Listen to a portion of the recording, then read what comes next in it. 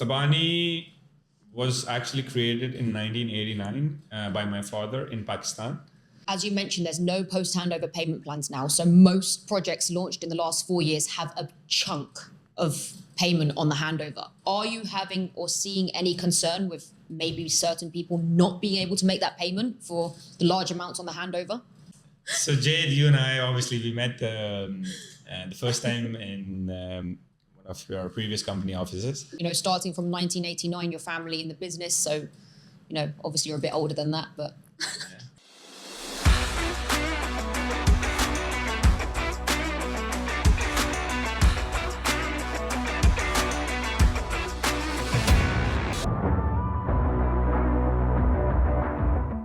Hi everyone, and welcome to our latest episode of Talking Dubai Property. Today I am super excited to welcome not only a dear friend, but the CEO of Golden Bridge and a person that has really helped shape Dubai real estate market, Mr. Aamil Tabani. Hi Aamil, welcome. Jade. Thank you so much for joining us today. You know, I really appreciate to have you on. So thank you so much for being here. Thank you so much, Jade, for having me over. It's always a pleasure to see you. Always mostly in your office because you're busy working all day. I came to your office once last year, Oh actually. yeah, once I forgot. And I did come that one time. Very nice office, by the way. But so many people, you know, I don't feel special. Yeah. Aamil, for the people that are listening, obviously everyone will know you, but just in case there is anyone that doesn't, can you please tell us about yourself? Right, as mentioned, my name is Aamil. I'm heading Golden Bridge as CEO of the company. I started my career about 10 years ago. Entered my family business, which was established since 20 years, back in 2004. That's where we first started our real estate company, which is called Tabani Real Estate.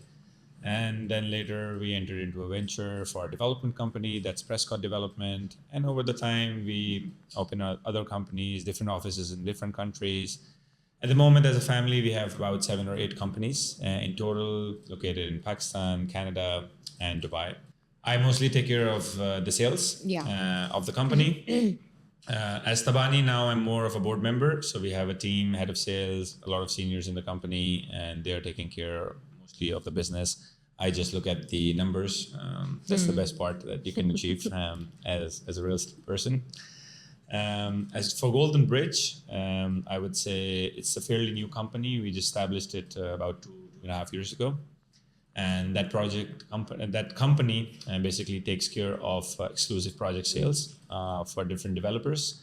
Our key clientele is basically developers who don't have an experience in Dubai, who are new to Dubai, and who need some kind of branding and marketing consultancy services that they're looking for, especially because we have a lot of experience from the past, so we can bring a lot of value to those companies by bringing them a lot of knowledge and the right tactics to ensure that they can make a good footstep into the market with a loud noise and an extensive network of the brokers. You have told us so much in such a short space of time. So I just want to slow it down for a second and take it a few steps back. So as you mentioned, you got into real estate about 10 years ago. Obviously, in them 10 years, you have achieved great things from when we met, which I would love you to tell the story, Aamil. Can you please tell the audience how we met? It reminds me actually of Liam as well, similar. Poor Liam. Right. So Jade, you and I, obviously, we met the first time in one of your previous company offices. And you as a person, we're not a broker-to-broker friendly person, but it appeared to be a broker-to-broker transaction, and obviously it wasn't a great start. You are the reason I was not broker-friendly, Aamil. You had every reason to not be a broker-to-broker friendly person, and I gave all the most reasons again in that first transaction that you made the right choice initially. But I think that was a weird quick start, and then I had to cover it up, and I think I did. Yes, you did. You definitely did. I think that's where things got better. And so to give context to what Aamil is beating around the bush about, Aamil came to me with a deal, completely mishandled from Aamil's side. Yeah. And the broker in me 10 years ago was very feisty, not as easygoing as today, and didn't take it very well at all. And it ended on a very sour note. But Aamil gave me a beautiful opportunity about 6 months later, which I took and thankfully helped shape a lot of my career. So actually, I do have a lot of my career in the hands of Mr. Aamil. So, I think that's true, no. but you know, I'm sure you made the Yeah. most out of that opportunity. I mean, it was obviously only you who could, make something out of that. So you can always come up with those ideas, but in the end of the day, execution is what matters and what makes a difference from a successful broker to someone who's still trying to reach that stage. So yeah, I think you got it right. And with the luck and the look at here where you hard are right work. now. So proud. Thank of you to so see much. and to see what you're doing. Amazing work. No. Obviously. It has been like, I would say, like the last 10 years, obviously, for the first few years, we didn't really know each other that much. And then you introduced me to your beautiful wife, who is also a very nice, lovely friend. She's the better half of Aamil. She can She'll make be so happy. friends very quickly. She's wonderful. The problem is that every time I introduce her to someone new, She takes them. I'm the third one then. So right now I'm like, it's like a client thing. I cannot introduce my client to you. I cannot introduce my wife to anyone like this. So it's okay. I understand. No. She's a good broker too, so that's a she's good a good quality, I broker guess. as well. She just won, didn't she, for Yeah, Tabani? she took the first place. The first place. I was from mentioning. I was last year so and from the year proud. before.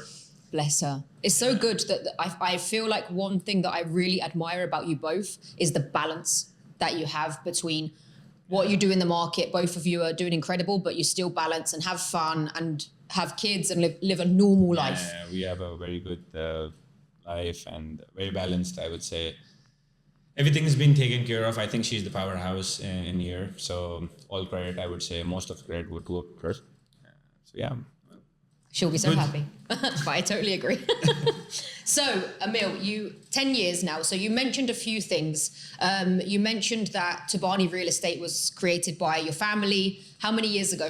Like what kind of year was that created? What year was Prescott created? Like, where did it all come? Right. So Tabani was actually created in 1989 by my father in Pakistan. And he was doing real estate for 15 years until then in 2004, brothers of my father, my uncles, obviously, they came up with a thought that the way markets started to move and maybe they could take some expertise from my father here because he had experience. And then he's like, yeah, why not? Let's have a look at it. And then all of them together took the chance to have this opportunity here in Dubai in 2004, created the company. Obviously, the market was just growing at that time, so it was crazy. And we gradually moved up the ladder from 2004, 2005, and 2006. When did the freehold property come? Was it 2004? 4, yeah. Okay. 3 or 4, I think. Yeah, But right, we entered okay. 2004. Fantastic. So in the first 2 years, we were doing pretty awesome. We were not just a regular brokerage company because back then we would just underwrite buildings and sell floors and singles. Unit sales was not even a thing. So, I mean, there's been transactions in the past where we would just buy the whole building, let's say $100 million, and the transaction would happen at 2 a.m. in the night, and by 10 a.m. in the morning, you're already sold out on all floors. Wow. So that's how crazy it Wow. was. And then obviously we thought that we could enter into development. And so in 2006, we formed Prescott Development, which is managed by my uncle. He's the CEO of that company. And we started doing projects. And then 2008 came. So all those crazy things that we did in Tabani, nothing stayed. Prescott had 2 projects up and running at that time. We maintained, we sustained, we survived by completing the projects in 2011. And then gradually we got the growth, market started moving, people got more trust in Dubai. So now all the companies are pretty stable. Prescott it's got a lot of growth in the last 4 years. As a company, Prescott has multiplied its business revenues by 6 times than it was 3 years ago. How many projects do you currently have with Prescott right now? Prescott right now, I think, is on the 13th project so far since inception, where we have 7 delivered and 6 under construction. And the plan is to do about 3-4 projects or 5 projects a year down the line in the next 1-2 years. And then hopefully, let's see where the market takes us. We are a bit of a conservative company when it comes to exposure. In this market, obviously, you will see a lot of developers going all in, a lot of crazy transactions that you hear of. Our family has seen everything in the past, and we have seen the number of stalled projects back in the past because of bad cash flow planning, a lot of exposure, a lot of new entrants, and I would say people with experience has had those situations because they were just going all in without any anticipation of whether the customers will be able to pay or not. But as Prescott, we are having a more conservative approach. So if we launch a project, we make sure it's ready. Even if it's not sold, it will be delivered. Yeah, so I think that's the credibility that we build on to. You are all, like, as a group, as a company, you're very, very level-headed. Like, obviously, I came and met your uncle with you. You can see he's a wonderful man. He seems level-headed. You're humble. It's one thing that also is very, very nice to see, because sometimes when people grow and they create such a thing, they lose their good side, let's say, and they chase, the money and the lights, but you guys seem very, very humble, and it's really refreshing to see in Dubai. Yeah, this one thing I really admire. One core value we have is basically we, as a family, we're not money driven. We're more success driven. So credibility becomes one of our core fundamentals and values. And money is a part and parcel of the process, but the legacy that the family is built on, we want to ensure that we are able to deliver the same to the market in the coming years. So you grew up your whole life pretty much, obviously, starting from 1989, your family in the business. So, obviously you're a bit older than that, but. I'm not older than that. He's like, yeah. I was born after 1989. I know, Aamil, I know. So you've grown up the whole time with this. So it's like in your blood, it's in everything. Yeah, business is what we've always been where did Golden Bridge come into this? Like, was it your idea? Was it your idea of your family's? Like, how did it come about? Right. So obviously Tabani Real Estate, I was heading Tabani Real Estate as director of sales before in my first years of moving to Dubai. When I moved to Dubai in 2014, until 21, I was actively heading the brokerage division, and I was also involved in some investments. We had obviously the COVID period there, and at that time Prescott had a project which was Prime Views. And we were not able to successfully sell it out through whatever the ways Prescott used to sell before, because I wasn't involved in Prescott sales before. It was done just to the market or through traditional means or whatever, not done professionally. And we gave the project to different companies, exclusive, non-exclusive, all of those. Sorry to cut you. Did Tabani ever sell? Was Tabani ever selling the project? So Tabani was just selling as secondary? Tabani was selling it, but Tabani never had it exclusive. Tabani was just another brokerage company who was just selling Prescott as always. But there was no focus of a dedicated team or proper team to be able to sell the projects. There was just like, okay, we have a project, friends and family, network, friends of friends, this is how you would sell. And then we tried experiments of giving the project exclusive, non-exclusive, 2 agencies, 5 agencies, this and that, nothing works. And then we decided, okay, I think it's about time that we do it ourselves. And that's when I'm like, okay, I'm going to take this challenge and I'm going to sell it ourselves. So I hired only just 2 people under my sales team, a couple of admin. And I'm like, okay, now we're going to sell the project through the whole market and reach out to every brokerage company that we can reach out to. And at that time, it wasn't a trendy thing to take exclusive project sales, right? It was about 2021. And we started registering people. I think we registered maybe around 100 companies in the first month with just 2 people. And then we started selling, maybe like we sold 10% in the first month, 10% in another second month, and then maybe 10% in the third year. And then in the 4th and 5th month, we sold 30 and 30% of the project each. And then we were like, okay, this is probably where we built that network that was required to sell the projects. And then we're like, okay, confident enough to launch another project in the same method. We launched another project. But now, obviously, we were a company who would do a project every 2 years, one project. And now we did the project, we sold out a project. We did another project, we sold out. We're not ready for another project within a year.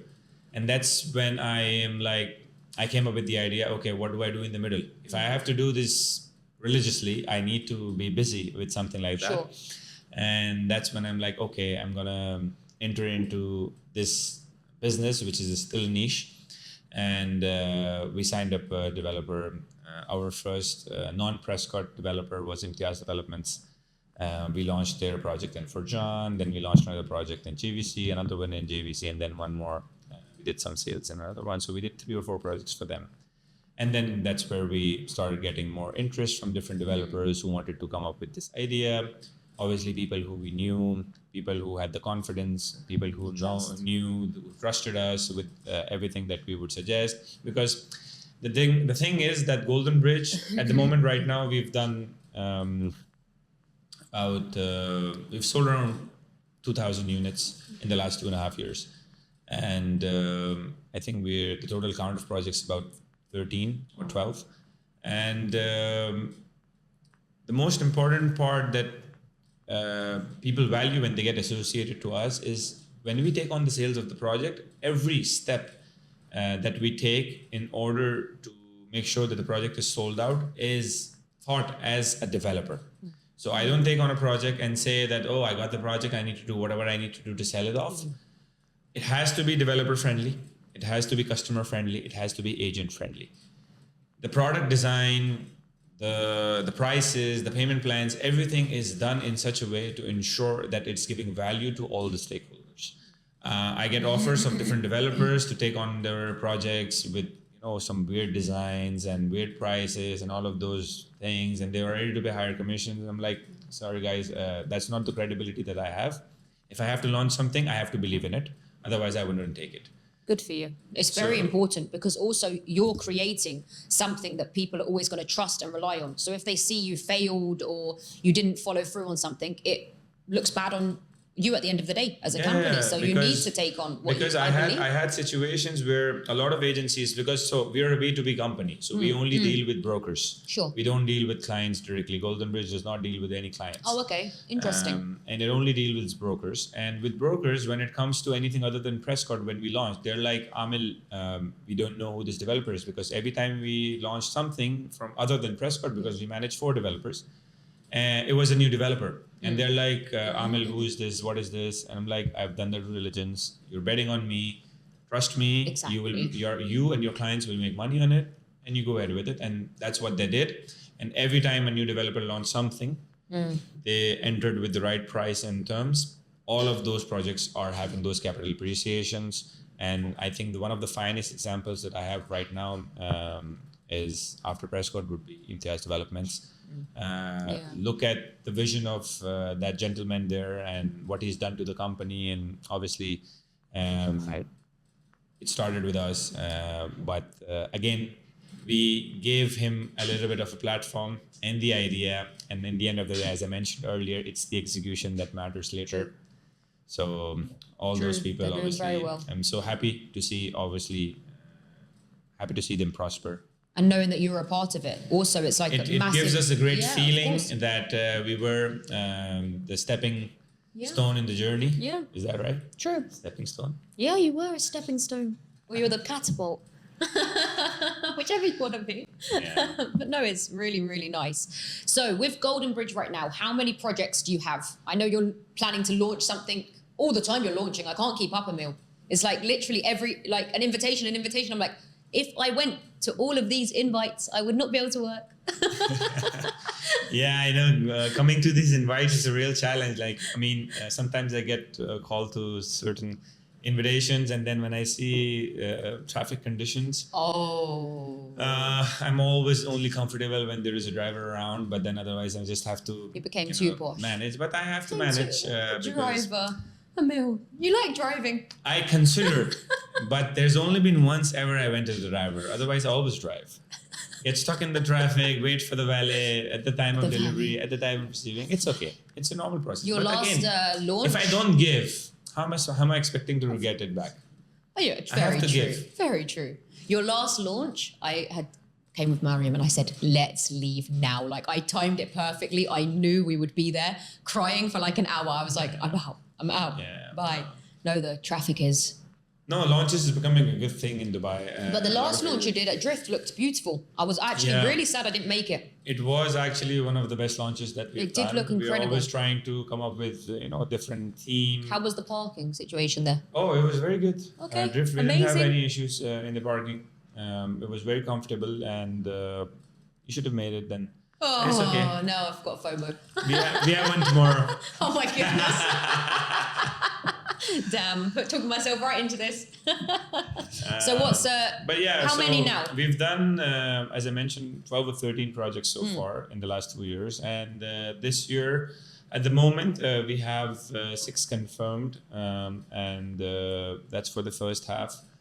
And then for the second half, there are still things in the pipeline. Let's hope what we're going to be looking at will be probably another 3 or 4 at the moment, and then wow. You never know. Something comes up in this market very randomly. So we're actively looking for who's a nice launching? project. Who's launching next? The Prescott launching, or are you doing it for another developer? So we just launched Prescott a couple of weeks ago, and then Mashriq Elite is launching tomorrow. A new project in Arjan, just right beside their first launch, which was also in Arjan. So it's just a neighboring plot, and we're launching at the actual building now, just to show and look and give people a feel of what people invested in and the clients who made money on that project. So the project is just across it right now. And then we have a couple of projects from Mashriq Elite this year, a couple of projects from Prescott, other developers that we have in the pipeline. They also have things going on. And we are having a busy year as we speak. I just want to make sure that we are able to deliver whatever we are launching. I'm very optimistic about the market, and I have a lot of reasons for the same. This is one of my questions, Aamil. Please tell the people, how do you see the market? So, obviously, we have seen the market. I've seen the market in the 10 years, and I have heard news about the 10 years from before about how the market functions. And based on my expertise and knowledge, the trend that I've seen is that off-plan doesn't really stop in any conditions, okay? Off-plan, if it's selling, let's say if you're selling 10 units a day, it will maybe drop to 6 units a day or 5 units a day, and it can jump to 20 units a day in a stronger market or whatsoever. But off-plan, whenever it starts to slow down, developers come up with different offers. So at the moment, like right now, the benchmark of a master developer is no post-handover. True. Private developers have mixed situations depending on the area. Prime areas, no post-handover. Subprime areas, you have post-handover, non-post-handovers, both.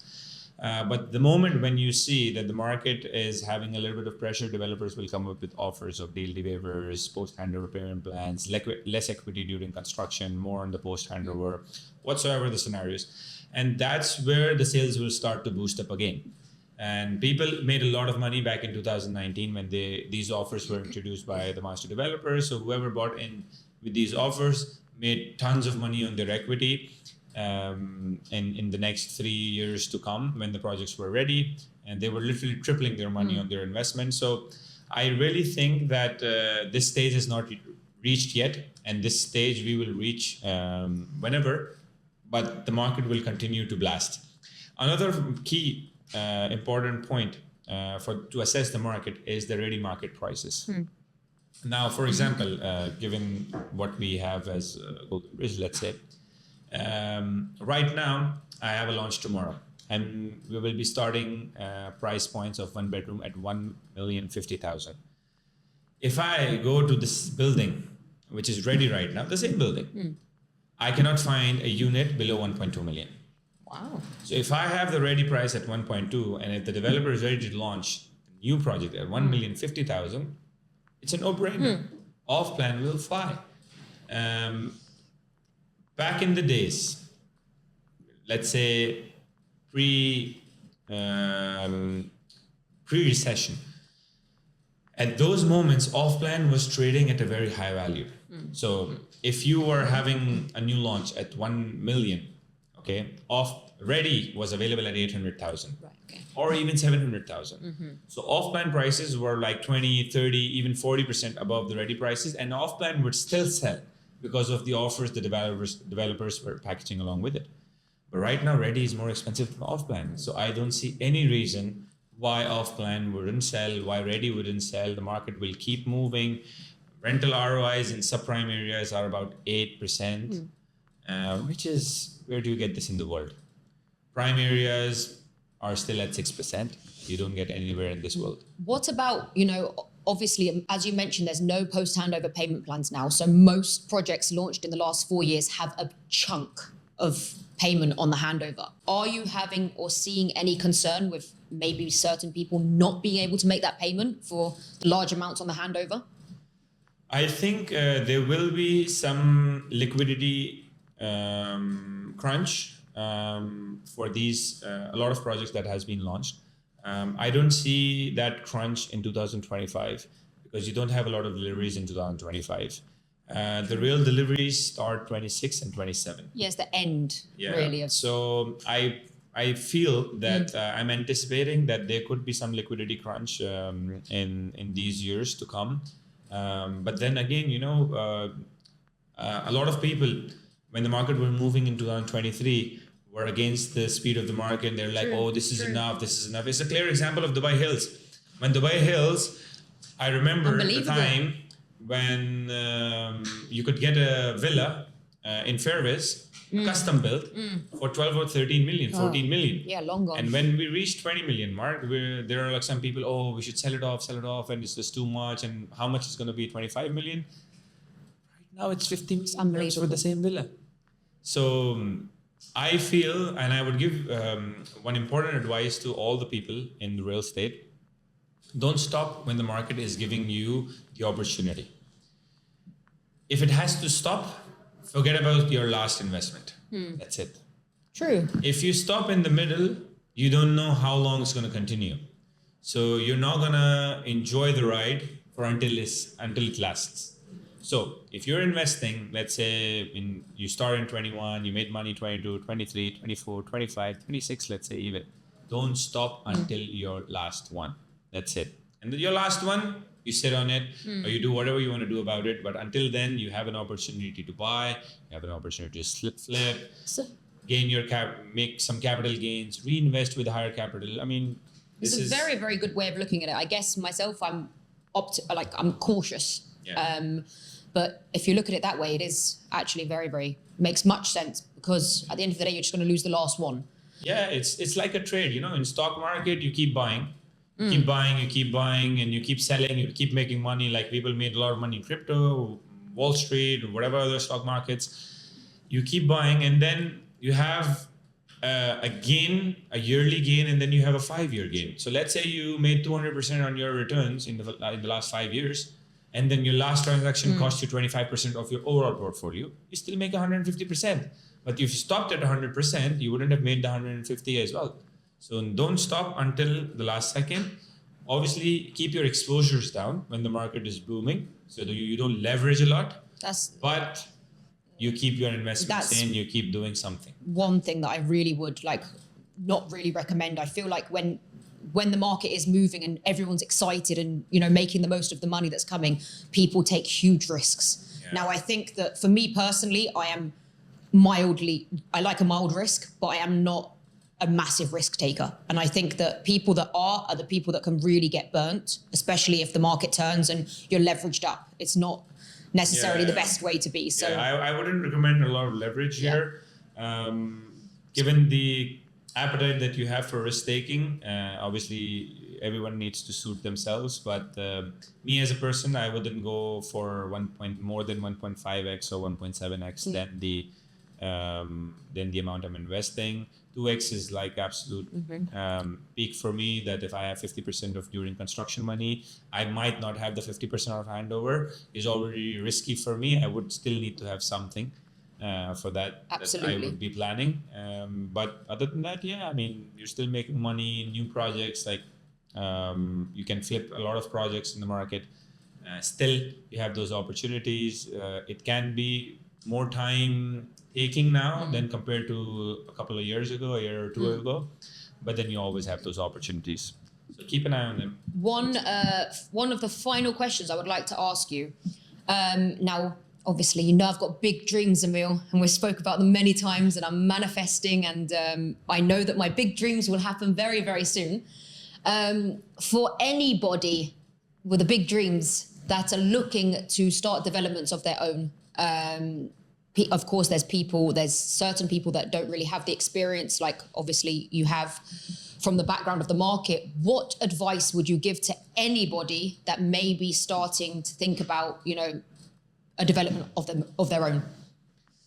Okay, so a lot of people in these markets like the idea of developing something of their own, and I can tell you it's not an easy business. We started in 2006, and we couldn't get the right gist of it until 2021. We were unfortunate in many occasions because the first time the 2008 crisis hit, and then when we got back up in 2011 and 12, 2014 hit, we got back up in 2014, in 16 and 17, COVID hit. And right now we finally reached to a situation where we're very stable and secure company. We're having good progress of growth. A lot of developers didn't have to go through those cycles. So there are people who launched in 19, 20, 21, 22. They enjoyed free ride. But it's the luck of the draw. Period. It's very, very, yeah, it's... But I think in development, there's no better time to start, I would say. It's the same. Obviously, I wouldn't recommend development for a new company in a very high market. Because you're paying the highest price for the plot right now. Even for us, getting a plot right now is an absolute pain. Sellers are not easy. You're not able to get plots. The cost of constructions have increased a lot. So the kind of price points that you need to now sell the projects at are, you have to think twice that how the market can absorb and how the market cannot absorb. But obviously, when you look at the market in those conditions, you're then comfortable. Okay, the market can still absorb another 5 or 10% hike in the current prices. So for a new developer, I wouldn't say that this would be the best time to enter.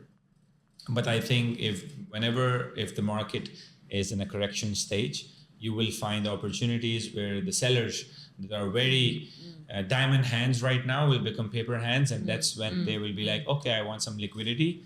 And they will offer you those plots at a fair bargain than compared to right now.